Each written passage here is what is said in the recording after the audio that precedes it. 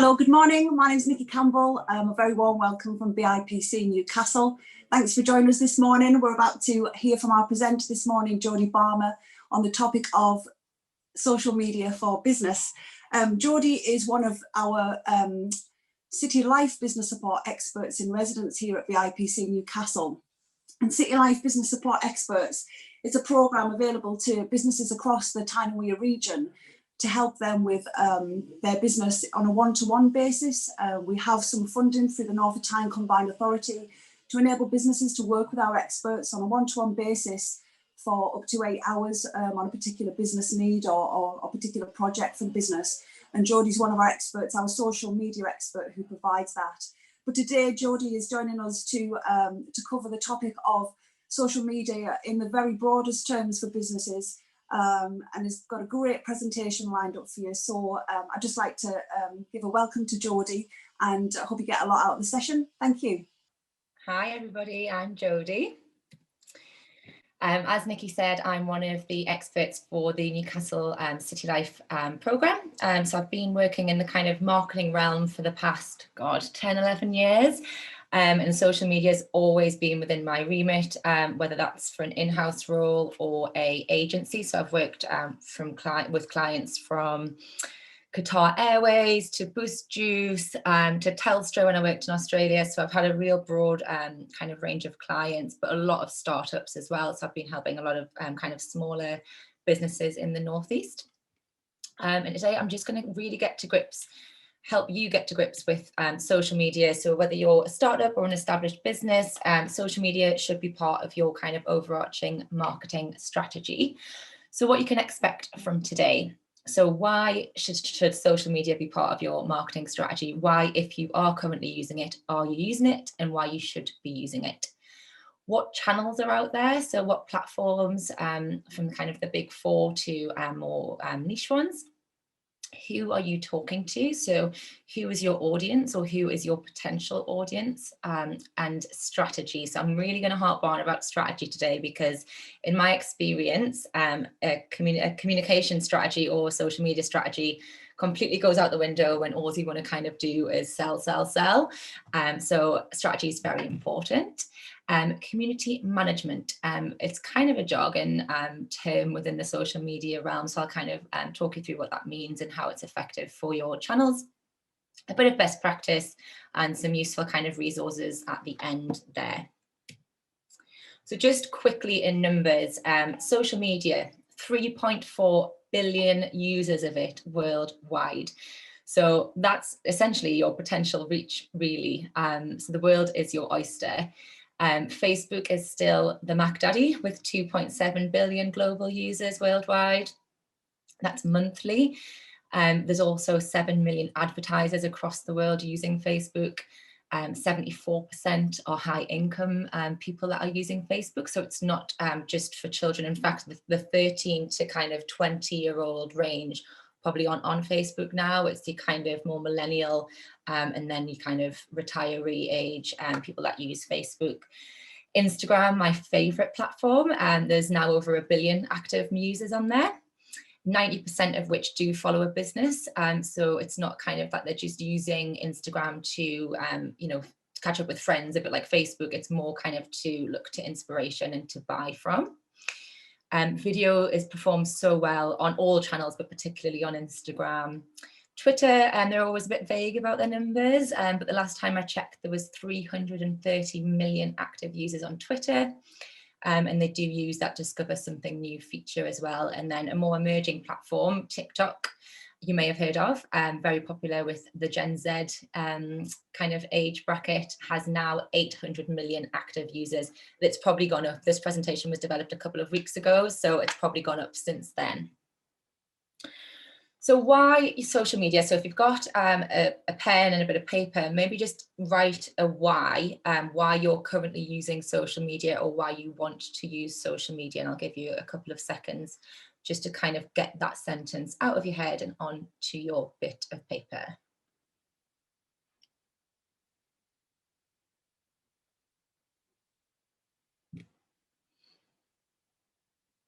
So what social media gives you is a personality. So you can show your face, you can be personable, you can be humorous if that's part of your brand. It's also a community. So that's what Facebook originally was for, was to bring people together. And I'm sure you've seen the adverts after the whole kind of scandal a couple of years ago of trying to get back to that ethos of it's a community to connect with people from all across the globe, whether that's for a common interest or because you love a particular brand. To relay information and to gain information. And essentially it's to create brand fame. So here's some terms that you may have heard of and might not really understand them. So community management. It's connecting with existing and potential customers. So whether that's giving somebody a follow, liking one of their Instagram posts, commenting on their Instagram posts, it's almost like walking into a networking event and chatting to somebody. You wouldn't walk into a networking event and just say, hey, come see me, I'm the best. You'd kind of get that rapport going with somebody in kind of the hopes that you would connect and maybe do some business outside of that room. Engagement, this is anybody that's interacted with any posts that you're putting up, and whether that's a like of a picture or a video, a comment, a reaction with an emoji. Website traffic, self-explanatory, kind of using social media to get those backlinks and the clicks through to your website. Followers, how many people follow your social media account, so kind of fans, if you will, so they like you, they're engaged with you, they've followed you for a reason.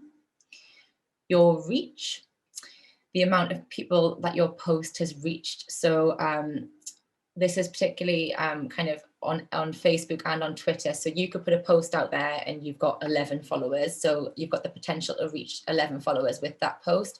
If somebody then shares that post to their page, that's when you get the impressions. So that's just the difference between reach and impressions. You're only going to reach as far as your follower or your fan base. But if it's a great piece of content and it's getting shared, that means it's going to get a lot bigger reach and far more impressions. So social media, so you've got your kind of why you use social media written down, and kind of, I guess, in a nutshell again, what it offers your business is instant visibility. So these days, everybody will kind of Google your business, and if you're not on social media, they might be a bit dubious as to what the business is, and kind of, you know, you might have a lovely website, but if you haven't got anything on social, they'll just kind of be a bit turned off because they want to see kind of the people behind the brand. People love to see people's faces and kind of see that personality. It gives you the ability to directly engage with your audience. So rather than getting a kind of an email from someone and replying to an email or picking up the phone, you've got chat functions, you can comment on people's pictures. It's a lot more personable and informal. Obviously, you can showcase your USPs as a business. There's so many different types of content to do that. It's very low cost and effective. It's free to set up all of the platforms. If you did want to advertise, that can also be really effective. And you can micro target in your advertising efforts as well to reach your kind of key audiences. It gives you the ability to respond to trends quickly. So I've got a couple of case studies that I'll go over in a bit. But you'll notice big brands, if you do kind of follow inspirational brands, that they're very, very quick to kind of mock up some great pieces of content to react to current trends. Obviously, you can share information with your followers, get kind of business announcements out there, and do a bit of bragging, a bit of humble bragging. But you can also kind of ask, you can use it for research, using polls and things like that. If you ever have a crisis, which I hope you don't, it is the preferred method of choice for getting kind of your crisis comms statement out there, maybe putting a video out there, apologizing, whatever your kind of strategy is, it's the quickest way to do that. It's a great way to spy on your competitors and see what they're doing. And it also helps with SEO. So as I said, the first thing people will do will Google.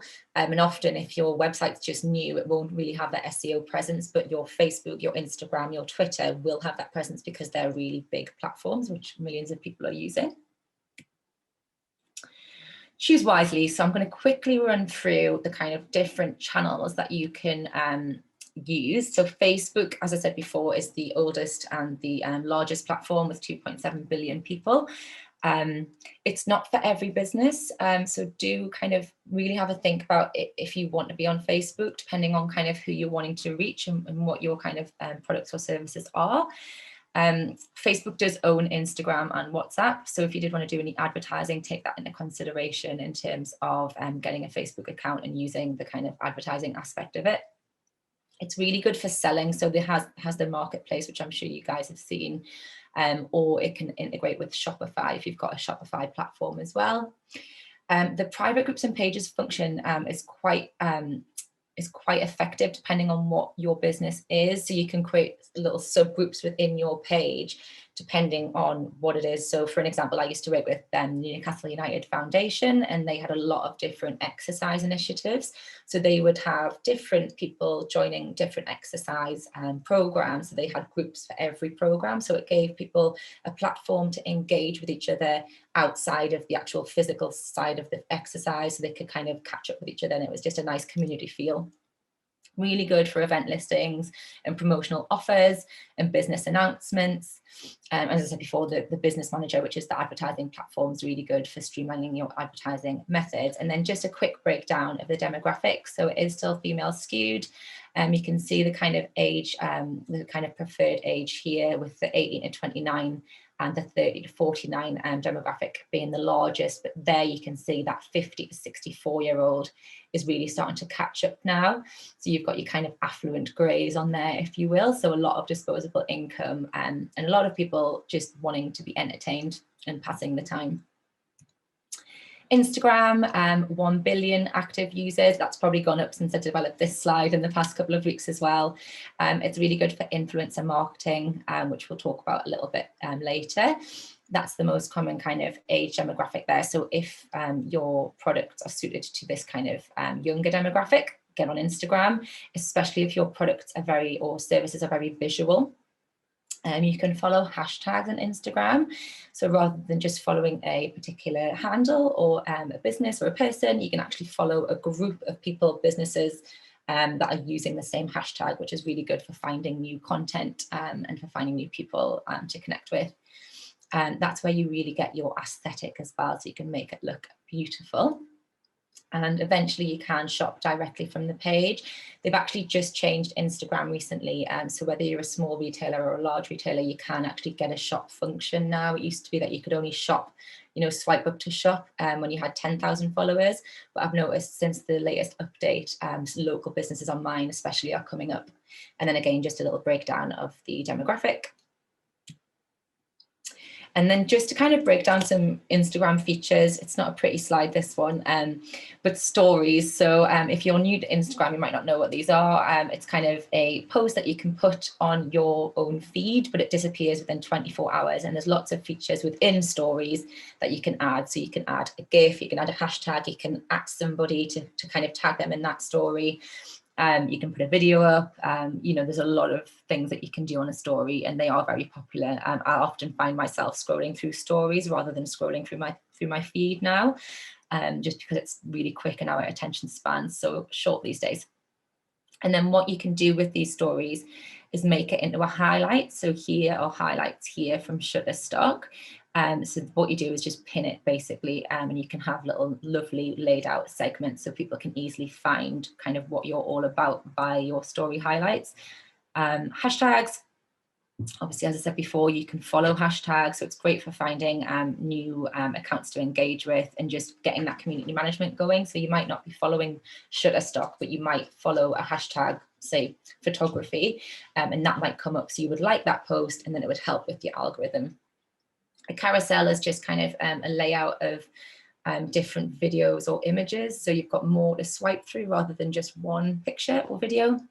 And then IGTV or Instagram TV is long form videos. So if you're putting a video on Instagram that's longer than 1 minute, it will go to your IGTV. And it's a nice platform to use if you're doing tutorials, explainers, kind of how-to guides. What an influencer is, obviously you've got your kind of big celebrities, and then you've got your smaller micro or medium influencers, which have 5 to 20,000 followers and that you can tap into. So they would endorse your brand on their own Instagram channel, depending on what your brand is trying to kind of sell. And then, yeah, don't expect people to like you if you don't like them. You have to give to receive on Instagram and on all social media platforms, just to be really engaged with your audience. And they're always adding new tools and engagement drivers to Instagram. So you might have seen Reels, which is a kind of rival to TikTok, just very short form videos. There'll be lots of trends on there. This is Reels down here. So just kind of really funky videos that you can do. And they will sit in a Reels tab within your Instagram feed. You can tag other businesses. You can create an AR filter. So I've got an example of that later on. They're not that expensive to make, and people do engage with them. It's kind of, you know, the what dog are you, or kind of what pizza are you. With your stories, people can react with emoji responses. Also with stories, you can see exactly how many people have viewed it. And if you're getting a lot of reactions to it instantly, you know that it's a good piece of content. So you can keep doing that as part of your strategy. So LinkedIn. A lot of people are on LinkedIn, 500 million users. It is primarily a professional networking site. So you can engage with peers, mentors. You can be a mentor yourself. You can follow different businesses, be a part of different groups. It's very much a professional networking site. However, it is becoming more personable, especially during lockdown. You probably would have seen a lot more people sharing more personal stories on LinkedIn than before. It's not just kind of as corporate and kind of straight as it used to be. It's really good for long reads. So if you're a blogger, or you fancy yourself as a bit of an author, if you want to do kind of a listicle, like a top 10 guide, it's really good to sit on LinkedIn. And it's also really good for recruitment and business development. And there's a lot of kind of business development strategies that you can use on LinkedIn. And as you can see here, it's kind of an even split amongst genders, and the age is still in that kind of millennial to 50-year-old bracket. So Twitter. Really good for breaking news and trends. A lot of people go to Twitter first to get their kind of news rather than looking at the news. You can engage with relevant hashtags, but how engaging can you make 280 characters? So you need to think outside the box here, and obviously don't just write a paragraph for 280 characters. You have to kind of add images, video, hashtags, really make that content stand out from the noise, because there's a lot of traffic on Twitter. You can do polls on Twitter as well, and it's also really good for getting your own kind of news and statements and crisis comms out there as well. And as you can see, it's a lot. There's a lot more men on Instagram than there are women. Sorry, on Twitter than there are women, and there's a lot less of the kind of older demographic than compared to Facebook. YouTube, often a platform that's overlooked, but it really shouldn't be, because there's 2 billion logged in monthly users. It's the second largest search engine after Google. 70% of YouTube users are using their mobile phones. So just make sure that all content's obviously mobile friendly. It's very good for showcasing videos, imageries, how-to guides. If you work in tech, it's really good to kind of explain how a piece of technology works, or if you are working in fashion, maybe kind of how the design process came about. And you can also kind of do tutorials, like makeup tutorials, or like DIY. So the demographic, as you can see, a lot more men. However, it's a big spread of people. So you've still got this big millennial group, but there's a lot more 65 plus on there. And you'll find that they're watching all sorts of things on YouTube. So if you can get on YouTube and really engage your following, then it is a good platform to use, and it is very personable, because if you're doing video tutorials, then people can see your face. And the rest, I mean, there's so many, but I've just picked out the kind of the top line ones. So WhatsApp, so you can do broadcast lists on WhatsApp if people sign up. So you literally get a list, a bit like sending out a newsletter, but just via WhatsApp. You can also embed WhatsApp into your Facebook page. Snapchat is really popular among the Gen Zs, as is TikTok. And then you've got Pinterest as well. So again, depending on what your business is, if you're an interior designer, get on Pinterest, because that's kind of the best place for you to be. So who are you talking to? Again, maybe kind of, obviously you've had a look at the channels now, and you might be thinking, oh, I might want to go on that one, or I might want to delete that one. Have a little think now about who you're actually talking to or want to talk to on your social media channels, and just write that down as well.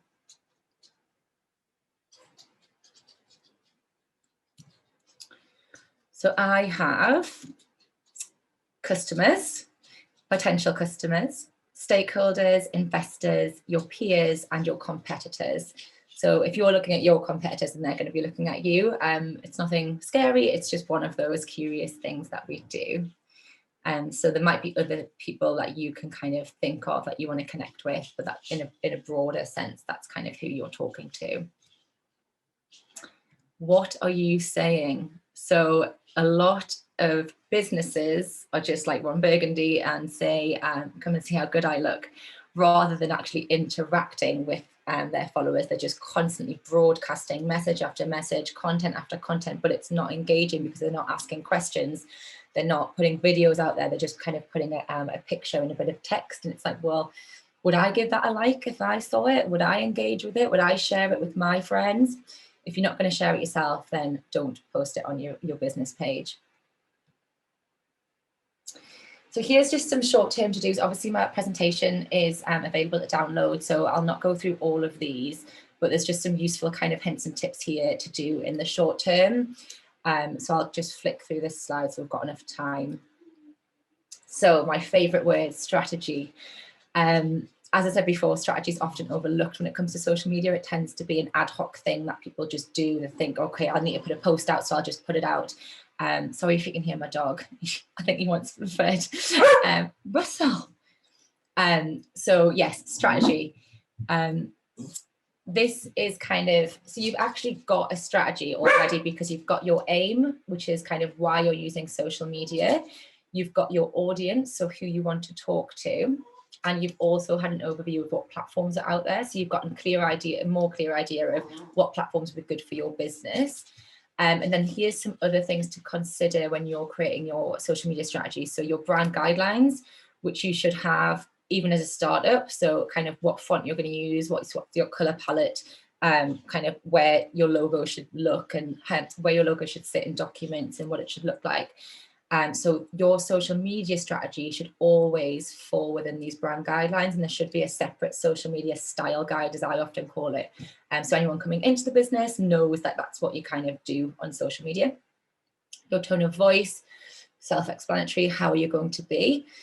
Using your connections. So you might have a lot of a big LinkedIn network, so you should tap into that. What type of content are you going to put out there? What are your competitors doing that you can kind of have a look at and admire, and also look at kind of big name brands as well and learn from them. Obviously you can scale it down to kind of fit your audience. And then influencers, so kind of who you should be following on the likes of Instagram and Twitter, who may or may engage with your brand. So this is a good slide as well in terms of content creation, the social media cycle. So if we start with the idea phase, this is where so this can be for a campaign, or it can be for a month long, just kind of generic content that you want to get out there. But you've always got to have this brainstorming phase. And this could just be in a day, or it could be over the course of a month, but you should always start here. So brainstorming, okay, what has worked well in the past? What are my competitors doing? What is Greg's doing? And having a look and seeing, right, okay, what can we do?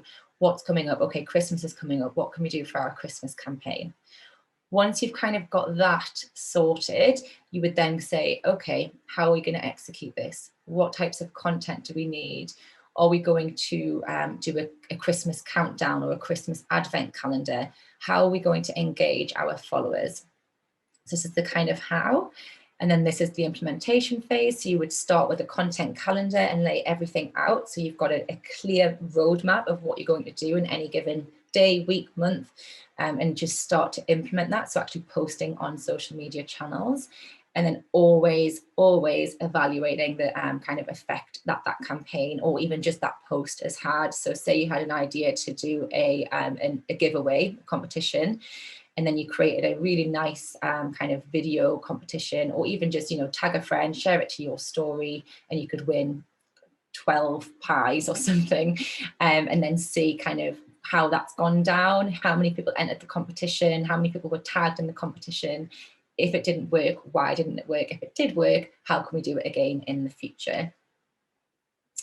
Community management. So again, this is something really, really, really important. You should be going on your social channels every day, not just waiting for a notification to come through from somebody else. You should be actively, especially on Instagram, going through your feed, scrolling through, liking people's posts, commenting on people's posts, finding new people to connect with via the explore function, which on Instagram is the little magnifying glass. So Instagram, once it gets used to your content and your kind of way of using Instagram, will feed you people that you should be following. And then that way you can follow them. You don't have to follow, you know, hundreds of thousands of people. You can just start small. But if you're not following anyone, then you're not going to get anybody to follow you back. And just keep that engagement high. So posting content, continually posting content, even if it's just a story or, you know, a sharing of a meme that fits with your brand. Because the more active your account, the more positive your algorithm is, the more that you'll start to come up in people's explore feature, so they can then see your content and think, oh, okay, we're like-minded, let's like follow each other. So what does a good social media presence look like? So here's a couple of case studies. I've used some local ones. So the first one is Greg's. Hopefully you've all heard of Greg's, based up here in the north, a kind of FMCG brand, a bakery in essence, but they've just done really well as a brand, but especially on social media. And they have done well because they jump on trends really quickly. They use really good kind of high-res imagery. So that's kind of in my do's and don'ts later on, but kind of no kind of pixelated or low quality images will do on any sort of social media platform. But you can see here, Greg's are kind of, that's a good example of community management. So George has said, I can't wait for the vegan steak bake. And then for you, George, anything. And then obviously they did produce the vegan steak bake. There was a trend going around at the beginning of the year, like what feels illegal but isn't. And then they bit into a sausage roll that way. And then they also get a lot of UGC, so user generated content. So their fans are actually interacting with them and showing them kind of how they've done their pumpkins for this year's Halloween. So it is, you can safely say it's innovative and it's very challenging. It's always kind of jumping onto Piers Morgan, and it's very humorous in its tone. So that's how kind of they are highly engaging on social media. And then the next one is Fennec. So we've got a kind of flagship store in Newcastle, and just recently, because of the coronavirus pandemic, we would normally go to Fennec's window and see it with our families, and it's always a great kind of window display. But this year they did a virtual unveiling of it. So it was just an event that they put onto Facebook and promoted it organically, I think. And everyone, kind of 250,000 people worldwide tuned in to see the unveiling of Fennec's window, which is unheard of. It was a Sunday kind of evening, I think about 6 o'clock. They had a great countdown here, which you can see. Countdowns work really well on any form of social media because people just kind of want to see what that end result is. And they had great videography, great content, and then they extended it as well. So it wasn't just the unveiling of the window. They then said, we want to see you do your own windows as well. So they used the hashtag Fennec window. So now people have started to do their own window displays in their own homes. So it's just, again, that nice community feel, and they're getting so much engagement from it and obviously so much publicity. And it is now online. So it wasn't online a couple of years ago, but people can now shop online at Fennec. So that's great for them. And be reactive. I know I've said this quite a lot, but the big brands kind of jump on trends really quickly. So I don't know if you remember earlier in the year, the Colleen versus Rebecca Vardy scandal that happened on Twitter, Instagram.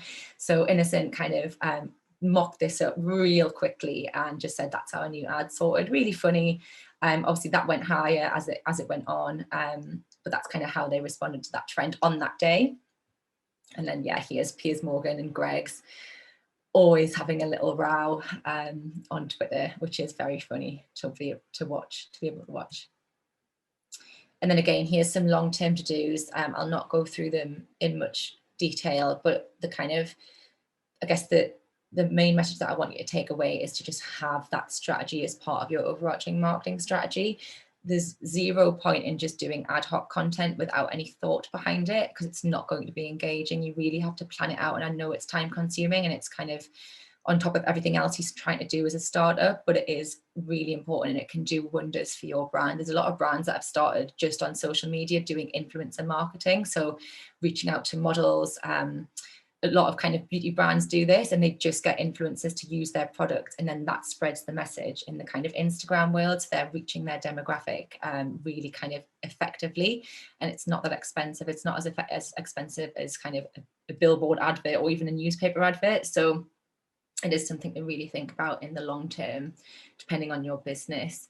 There are softwares out there, so I'll go into those in a bit more detail in the useful information stage. But if you have got any budget, try and get a scheduling software tool kind of embedded in the business culture, rather than trying to do like a manual Excel spreadsheet or like a Word document planning out everything.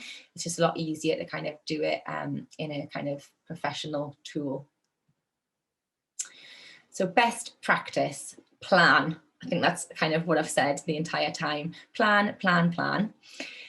Make sure that your all of your content is very kind of slick and high res and relevant to the copy. So don't steal an image from the internet that's going to be really low res and try and claim it as your own. Kind of try and do your own branded content, use your own images, and obviously make sure that the copy is being checked as well, so you haven't got any typos in there. Twitter, as you might not know, but Twitter, you can't edit a tweet, so it's going to be there. You obviously delete it, but once it's out there, it's out there.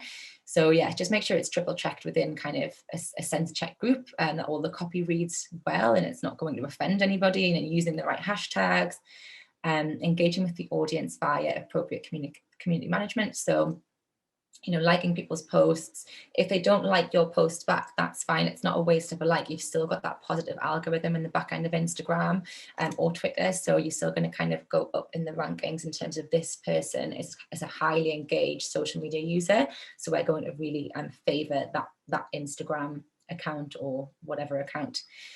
Always upload new content, but don't just upload content for the sake of it. Again, going back to this plan, don't be sitting on a Wednesday and think, oh, I've not put an Instagram post up. It's kind of, I've not put an Instagram post up for 2 days. That's fine. But if you had a plan, then you shouldn't be kind of thinking like that. So I used to, for clients, I used to sit on a Sunday and do a weekly content plan. So everything was planned out, and then any ad hoc content was always on top of that. So you were kind of getting 2 bites of the cherry. You had your business as usual content, and then you had like if you were at an event, for example, you could take like story videos, tag people. So it was kind of content on top of content, which works great. Branded content, as I said before, maybe look at kind of templates, or choose a filter and stick to it, or maybe put kind of a border around your pictures, whatever you want to do. Just make sure it's kind of relevant to your business and stands out from the crowd. And everything that you do, ask yourself, would I give it a like? Because if you wouldn't, then just don't bother posting it. Some don'ts here. So don't broadcast. Don't just put out there like, you know, come and like my page. You need to kind of give people a reason to like your page. Blurry imagery, recycling content, so grabbing content from the internet. It's not great practice. Don't respond to trends that aren't relevant to your business. Not replying to your audience or replying late. We're in this culture now where we just expect a live chat function all of the time, especially during the pandemic, because we can't get through to anybody on a phone. So that's where your customers are going to go. Especially if they've got a complaint, they will tweet, they will message on Facebook or WhatsApp you on Facebook. So just make sure that you're jumping onto your social media platforms and responding as quickly as you can. And you probably noticed on Facebook that you do get kind of rewarded with responsive business, and this Facebook page will respond within 1 hour or 24 hours, which is great. Out of date content, obviously don't post any out of date content. So if you've posted something about Christmas in February, it's not really going to work.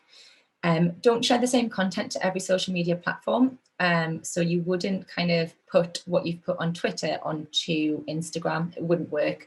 You want Instagram and YouTube to be very visual and I guess aesthetically pleasing, whereas you kind of your LinkedIn and your Twitter and even your Facebook can be a little bit more kind of, I guess, wordy. and don't use an intern or an apprentice. Obviously, if they're doing a kind of a degree or an A-level or something regarding social media, then it's great for their experience. But if they're kind of, you know, at school, or they might not know how to use social media effectively, they might have it for themselves, but that just because they're young doesn't mean that they understand social media and all it can do. And if you are going to use an intern and an apprentice, just make sure you brief them and give them really like kind of clear guidelines as to what they're expected to do, because I've seen this happen a lot and it just falls onto their shoulders, and then the content that they produce is rubbish because they haven't been briefed appropriately. So yeah, just be very careful with interns and apprentices.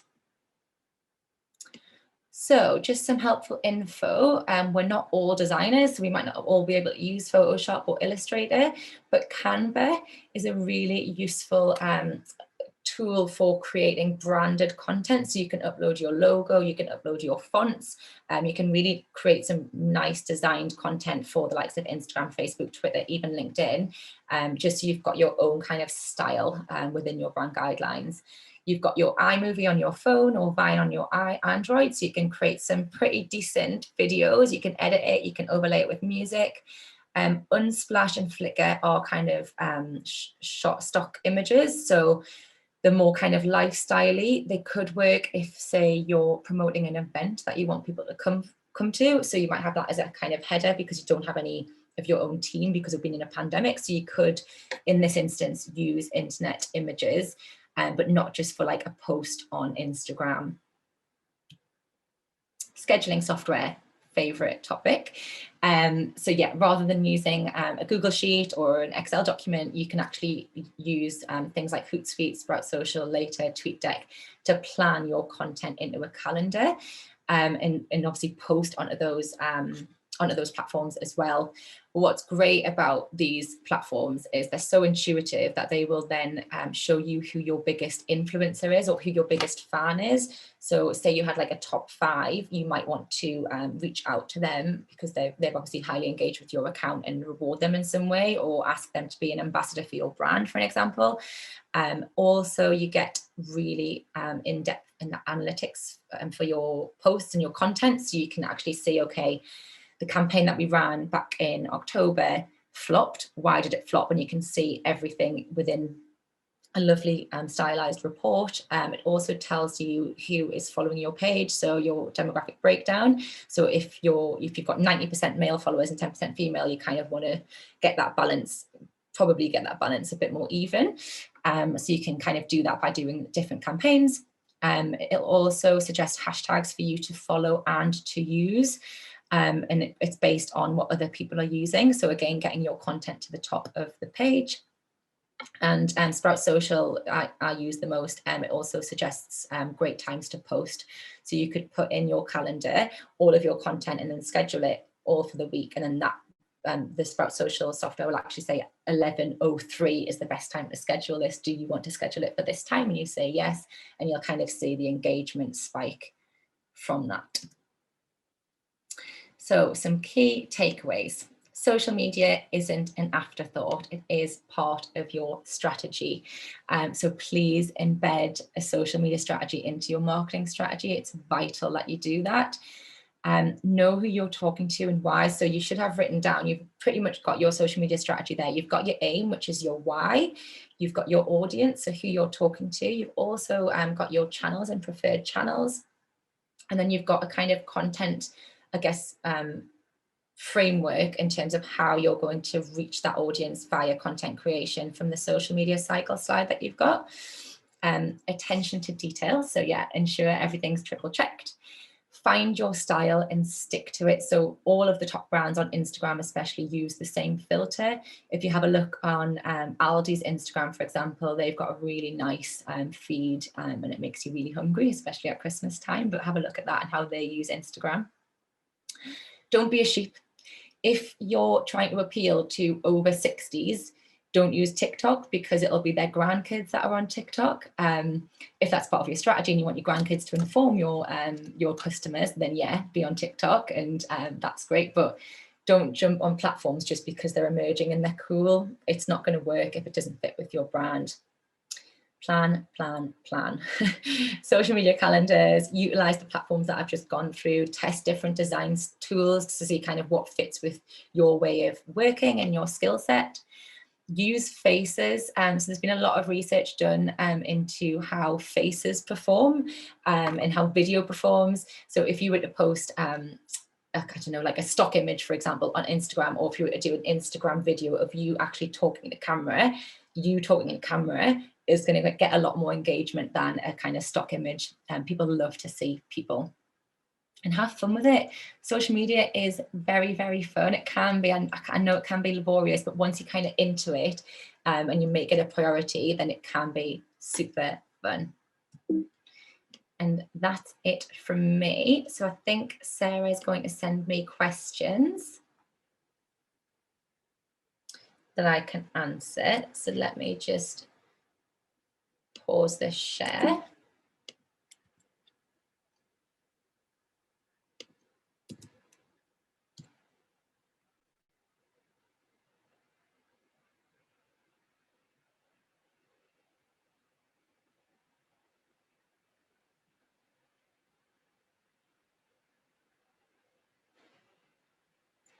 Okay, so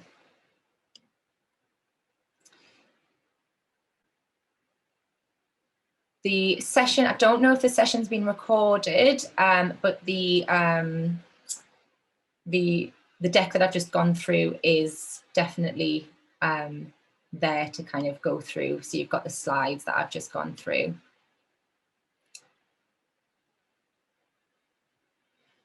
How much time does it take to keep a good social media presence? How much time does it take to keep a good social media? So if you're just starting on social media, you kind of want to sort out that strategy side. So you would get your channels obviously built, you'd get your kind of your cover images sorted, you'd kind of think of what content you were going to put out there, and then you just go for it. You would follow your friends and family in the first instance, and your people that you would follow, that you're connected with on LinkedIn, follow their business pages. There's a lot of supporting local businesses at the minute. So you'll see hashtag support local on Instagram, for example. So again, it might not be a business that you would ordinarily shop from. So say you were a tech business and you were following a local food supplier, that's fine, because everyone's kind of in it together at the minute, and they're wanting to support people in any way they can. So you would support businesses within your region, and it can take time depending if you've got budget or not. The quickest way to build your followers is through paid campaigns and engaging content. They don't have to be big budget campaigns. They can just be, £10 a week, and see how that kind of increases your followers. I'm obviously not going to go through the paid side of social media a day. But if you do want to get in contact with me, I can show you how to do a paid campaign. But yeah, organic content is all about community management. So ensuring that you're liking and scrolling through your feeds every day, 2-3 times a day, not just waiting for you to be liked, because that doesn't make sense. So yeah, follow a lot of people and kind of just get stuck in and like content that you like, and then you'll soon find that using the explore function will start feeding you content so you can find new people to follow and engage with.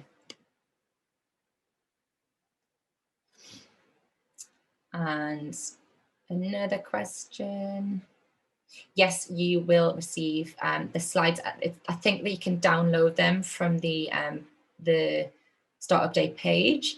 So where I am, where you're kind of viewing me there. What platform would I recommend who was just starting out? It would completely depend on your business.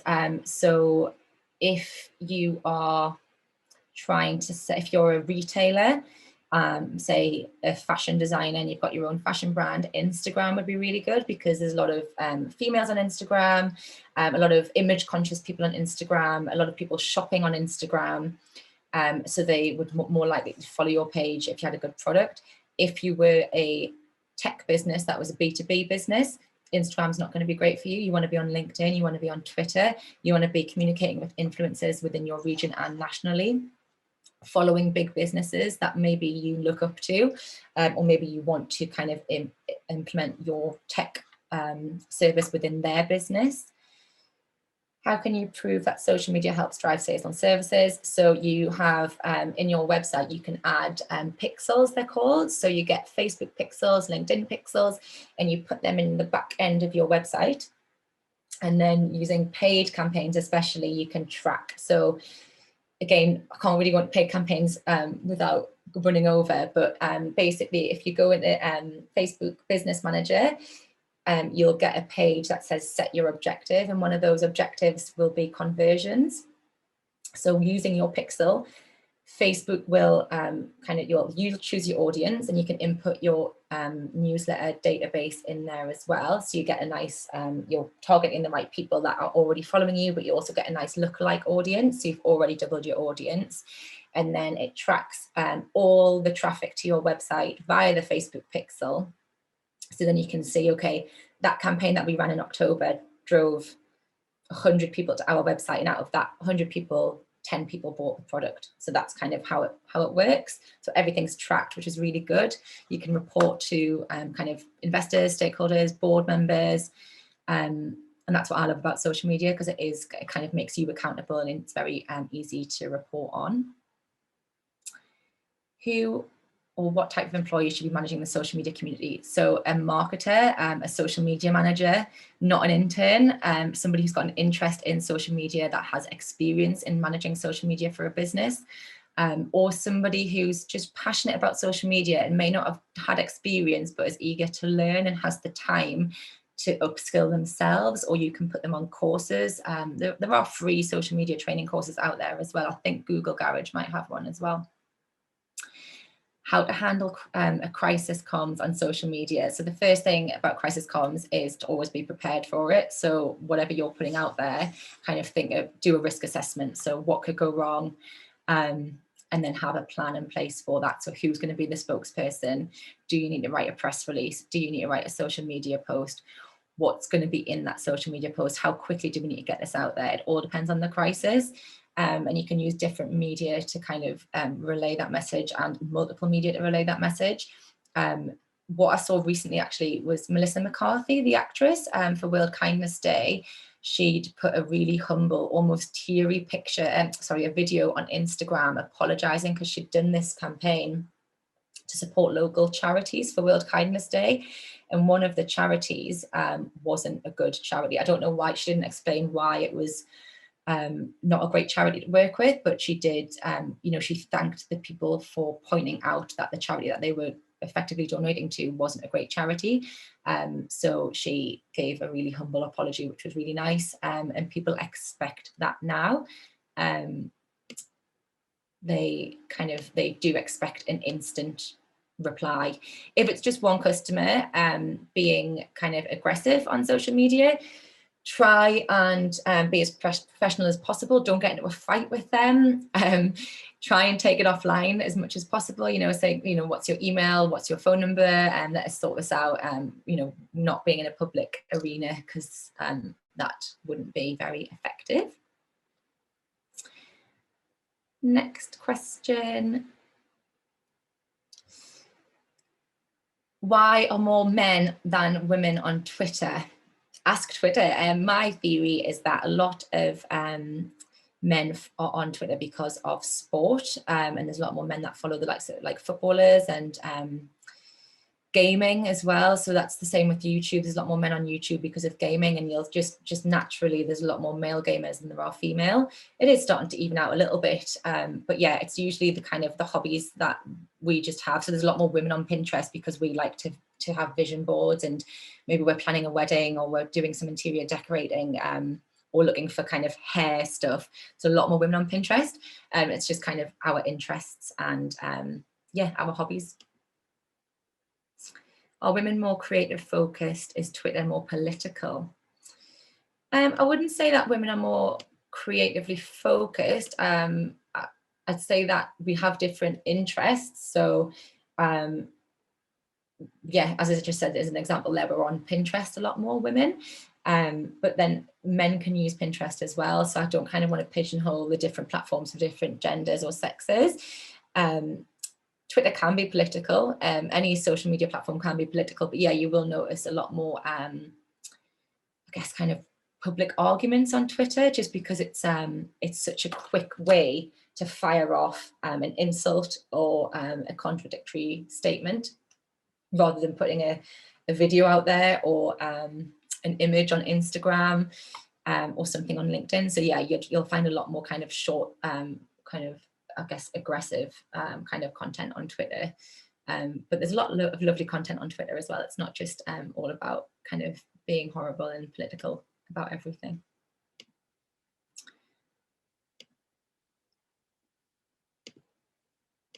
Next question. Is it a good strategy to tag posts to people you follow but don't follow with the same interest? Is it a good strategy? Okay, so I think you mean, should you tag people in posts? Yes, you can, but only if it's relevant to them. So say you're promoting an event and you think that they would love to join you at that event, whether it's a webinar, tag them in LinkedIn or Twitter. If it's on Instagram and you're wanting to be part of the local community, and you're maybe, I don't know, donating to a food bank with other businesses, then yes, tag those other businesses that are also donating to the food bank. Don't just tag random people that don't follow your account in the hopes that they will follow you.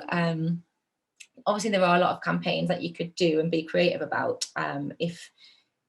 If you wanted to, like Greg's, for example, tagging Piers Morgan, or Piers Morgan tagging Greg's, but they've got that kind of mutual banter, and it was probably all set up by their kind of publicist and their publicity team anyway. But don't just tag people for the sake of tagging them. Ensure that they do follow your brand in the first instance, and obviously just tag them in relevant content. And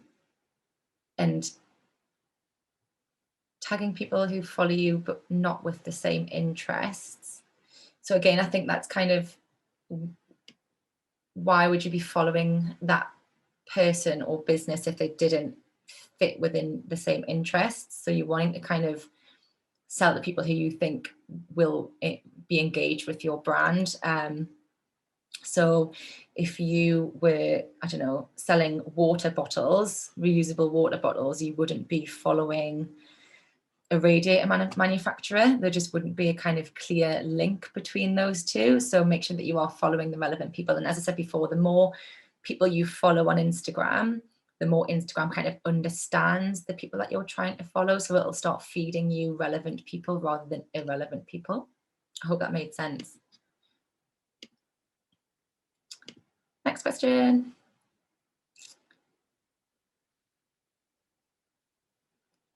Cameron, this is yours, about the Instagram shop and sell feature. I absolutely think that it's a worthwhile investment. I just upgraded my phone yesterday, and it hadn't been updated. The software hadn't been updated in a couple of months. So I was a bit naughty, and I noticed that the shop feature is massive now on Instagram. So it's completely changed its interface. So yes, I would say that the shop function is really important, and using hashtags appropriately. So ensure that you're using the hashtag shop, for example, so it does kind of boost your page to the top of people's screens, so they can kind of see. I think it also is based in location. So a really good tip for Instagram is to tag your location, so Instagram knows where you are. Even if you're a startup, I always say that it's best to kind of start local and do it as a test market. So I'm in Newcastle, so I would kind of tag Newcastle upon Tyne, or Tyne and Wear, or Northumberland, just kind of, or the Northeast in general. So people in my kind of instant kind of surroundings know who I am, know where I am, know what I'm all about, know what I'm selling, and they might be interested to buy a local level. And then obviously you can kind of spread your wings. But I'd always say use a test market first, and then you can kind of tweak and amend as you go on and kind of roll out nationally. And I think that is the end of the questions. So thank you so much for joining me. As I said, the slides will be available to download on the startup page. But any questions, drop me an email at jodiebarmer@gmail.com. Thanks for listening, everybody.